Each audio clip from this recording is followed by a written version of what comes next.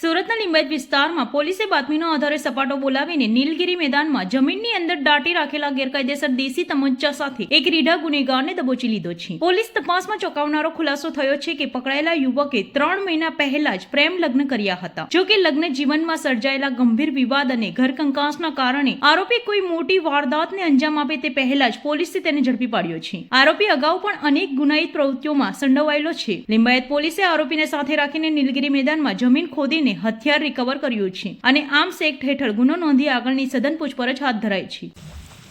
આજરોજ સવારે વહેલા 5 વાગે લિંબાયત નાઇટ પોલીસ પેટ્રોલિંગની ટીમને એક બાતમી મળેલ કે એક ઇસમ પોતાના કમરના ભાગે કોઈ હથિયાર લઈ અને લિંબાયત વિસ્તારની અંદર ફટાફેરા મારી રહ્યો છે. જે માહિતીના આધારે લિંબાયત પોલીસ દ્વારા આરોપીની પકડ કરવામાં આવી. ધરપકડ દરમિયાન એની પાસેથી એક હથિયાર કબજે કરવામાં આવ્યું.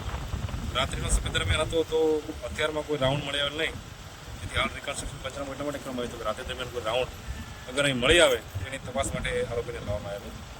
આરોપીનું નામ છે સમીર શાહ રાશિદ શાહ, જે અનાજન પાટિયા બાપુનગર ગોડી ખાતેનો રહીશ છે. પ્રાથમિક પૂછપરછ દરમિયાન એવું જણાવ્યું છે કે જે આરોપીની છે પત્ની અહીંયા લિંબાયત વિસ્તારમાં રહે છે. 3 મહિના પહેલાં એના લવ મેરેજ થયેલા અને છેલ્લા 3 મહિનાથી બંને પતિ પત્ની વચ્ચે તકરાર ચાલી રહી છે, જે બાબતે અવારનવાર ઝઘડા થઈ રહ્યા છે. ઝઘડાના કારણે આરોપી લિંબાયત વિસ્તારમાં આવેલો હથિયાર ક્યાંથી લાવ્યો છે અને શા કારણે લાવ્યો હતો એ બાબતની હાલ તપાસ ચાલી રહી છે. આરોપીની રિમાન્ડની પ્રક્રિયા હાલ ચાલી રહી છે. પછી આરોપીને કોર્ટની અંદર રજૂ કરવામાં આવશે અને નામદાર કોર્ટ પાસે રિમાન્ડ માંગશે. સાહેબ, કઈ ઇતિહાસ ગુનાહિત ઇતિહાસ છે? આરોપી વિરુદ્ધમાં હત્યાની કોશિશનો સલામતપુરમાં 2024માં ગુનો દાખલ થયો છે. ત્યારબાદ અવારનવાર 135 CP એક્ટના ગુના આરોપી વિરુદ્ધમાં દાખલ થયેલા છે અને આરોપી હથિયાર રાખવાની ટેવવાળો છે એવું કહી શકાય.